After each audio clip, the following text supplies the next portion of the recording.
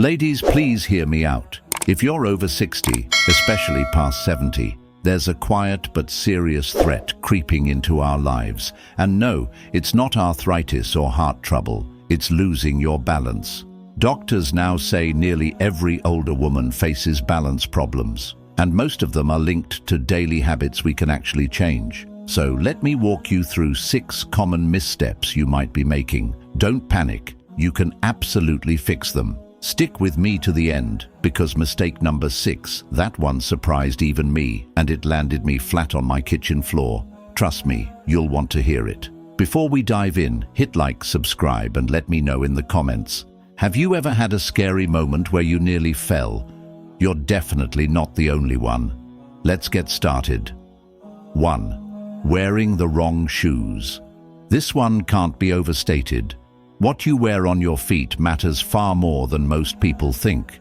You might believe your favorite shoes are still fine because they've been with you for years. But here's the truth. Our feet change as we age. The arch begins to fall. The padding thins. And what used to feel perfect can quietly become a tripping hazard.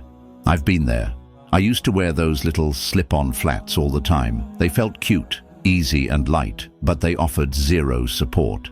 I started noticing how unstable I felt walking on uneven sidewalks or even across a rug at home. One day I nearly dove into a rose bush. Shoes. That moment changed everything. Here's what I discovered. The best shoes for us now have firm soles, non-slip bottoms, and ankle support. And no, that doesn't mean you have to settle for something that looks like it came from the hospital gift shop. These days, you can find stylish options that are also supportive. I found a pair with memory foam and a firm heel design, and honestly, it changed how I walk. I feel steady, sure-footed, and confident. Again, I know it's tempting to live in soft slippers at home, but unless they have grip and structure, they might be quietly increasing your fall risk. At our age, a fall isn't just a bruise. It could change your entire life. A fractured hip can rob you of your independence faster than almost anything else. So think of your shoes as the base of your body support system.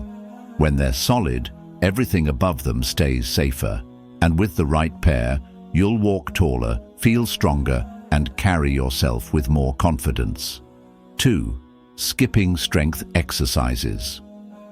I used to believe strength training was just for the young, or at least for folks in spandex lifting weights at the gym.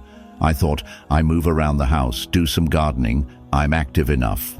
But here's what I didn't know. Once we pass 50, we begin to lose muscle every single year. It doesn't happen all at once, it's a slow fade. But suddenly, you notice you need both hands to push yourself out of a chair, or you muscle loss. Hesitate before stepping up a curb. That's the hidden toll of muscle loss. That's not just part of getting older. It's actually muscle loss. And here's the good news. You can reverse it. Once I started incorporating even a little bit of strength training, the difference was like flipping a switch. I never joined a gym. I didn't invest in heavy equipment either. I simply began using light hand weights while watching TV and added in simple bodyweight moves like wall push-ups and squats. Even resistance bands can make a huge impact. The goal isn't to bulk up, it's to keep your legs strong enough to hold you steady, your arms ready to catch you if you slip, and your core engaged enough to stabilize you when you move. Here's the truth. Many older women don't fall because they're clumsy. They fall because their muscles aren't strong enough to catch them when they trip. You know that moment when you stumble and try to regain your footing. If your hips and legs aren't up to the task, down you go. It's that simple and that serious. But the fix doesn't require hours in workout gear. Just 10 to 15 minutes 3 times a week can rebuild lost strength and restore your confidence. I used to dread uneven sidewalks. Now, I walk my dog around the neighborhood with my shoulders back and my chin up. Strength isn't just about muscles. It changes your mindset. It makes you feel sure of yourself. And that feeling, it changes everything. 3. Vision changes. Overlooking vision changes. This one really caught me off guard. Most of us don't immediately connect balance with eyesight, but they're deeply linked. As we get older, our eyes undergo subtle changes, and it's more than just needing readers for the morning paper. Your depth perception fades, your peripheral vision narrows, you start struggling to see contrast in low light. And here's the sneaky part. It happens so slowly, you don't realize it until something goes wrong. I remember getting up one night to use the bathroom. I didn't want to wake my husband, so I left the lights off and tiptoed through the dark. But my eyes couldn't adjust fast enough, and I missed the edge of the rug. Down I went, straight onto my knee, and I was icing it for days. The next morning I scheduled an eye exam. Sure enough, my prescription had changed, and I hadn't updated my glasses in nearly 4 years. I got new lenses with anti-glare for night vision and a soft tint to help with indoor contrast. The difference? Immediate. Suddenly, I could spot steps, curbs, and even shadows with so much more clarity. If your glasses are scratched, outdated, or not fitted to your current needs, they could be putting you at risk. And if your home is poorly lit, your eyes are straining just to keep up, which can cause dizziness, confusion, and even vertigo. Vision plays a huge role in balance. It's how your brain figures out where your body is in space. So don't brush it off. Schedule that eye appointment, clean your lenses, add a few medication side effects, more light sources around the house. Your vision will improve, and so will your stability. 4. Overlooking medication side effects. Now, this one hit closer to home than I'd like to admit. I had just started a new prescription to help manage my blood pressure, something my doctor suggested to ease the dizziness I'd been feeling. Ironically, not long after I began taking it, the dizzy spells actually got worse. I'd rise from the couch and feel like the room shifted, almost like I'd had one too many sips of wine. At first, I brushed it off. Maybe I was just overtired or hadn't had enough water that day. But deep down, I knew it didn't feel right. One night I stood up too quickly and stumbled straight into the coffee table. Thankfully, I didn't fall, but it shook me. That's when I finally turned the box over and read the fine print.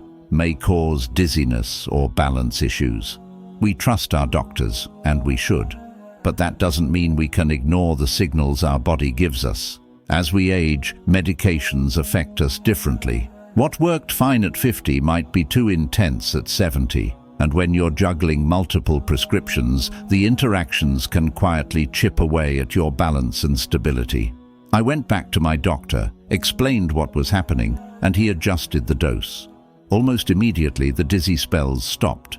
No more shaky mornings, no more near misses. So here's what I've learned. Always pay close attention to how your meds make you feel.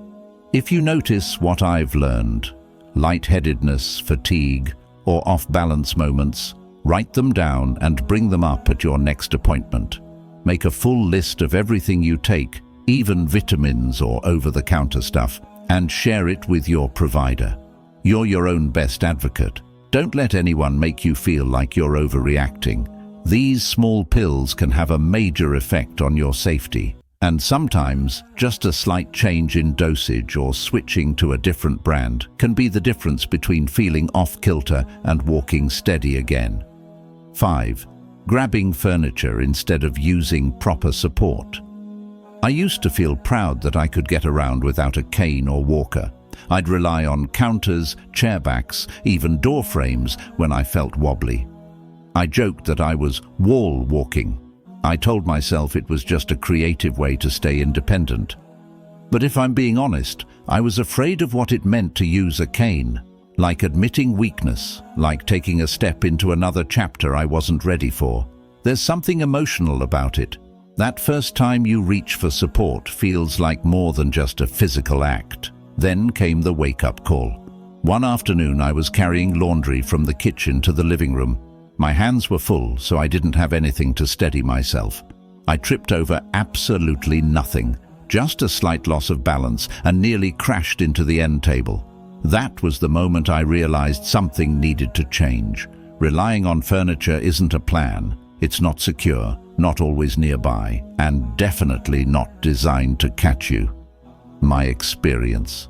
So I got myself a cane, a beautiful one, lightweight, with a padded handle and a floral print that actually made me smile. And guess what? The world didn't fall apart. I wasn't humiliated. In fact, I felt more stable and more at ease. I began walking with confidence, no longer reaching out or leaning for support. It didn't strip away my independence, it actually gave it back. Choosing to use a cane or walker isn't a weakness. It's a smart decision. It means you're prioritizing your safety, strength, and control. And trust me, people respect that a lot more than watching you wobble or struggle. So if you find yourself hanging on to furniture more often than you care to admit, maybe it's time to stop resisting and start leaning on something that's made to help you. 6. Neglecting balance exercises. I had no idea balance exercises even existed until I attended a wellness class at the local senior center. I assumed it would just be some stretching or light yoga. But the instructor, an older woman herself, introduced us to a few simple movements. Standing on one foot, shifting your weight side to side, walking heel to toe in a straight line. And let me tell you, it was more challenging than I expected. That's when I realized I hadn't been doing anything to actively preserve my balance. It's one of those abilities you assume will always be there, like breathing, but that's not the case. If you don't work on it, it fades. After just a few weeks of these routines, 5 or 10 minutes at a time, I could feel real improvement. My ankles got stronger, my posture got better. I no longer felt like I had to brace myself every time I got out of a chair or stepped off a curb. I even caught myself dancing around the kitchen again, something I hadn't done in ages. And the wonderful thing is, balance can still be improved well into your 70s, 80s, and beyond.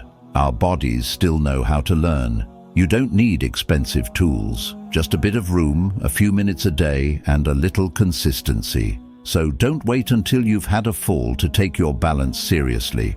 Make it a habit, just like brushing your teeth. If you're not sure how to begin, there are tons of free options available. YouTube videos, classes for seniors, and even your neighborhood community center can help. It's never too late to build your stability and the confidence that comes from it. It's truly invaluable. Balance is something we rarely talk about until it becomes a problem. But I want you to stay steady, confident, and self-sufficient because there's still so much joy ahead of us. If this resonated with you, give the video a like, subscribe, and let me know in the comments which of these habits surprised you most. And if you'd like more helpful tips, inspiring stories, and advice for aging with wisdom, sign up for my Savvy Senior newsletter. It goes right to your inbox, and it's full of support and insight just like this. Take care of yourself, sweetheart. Your future self will be so grateful you did.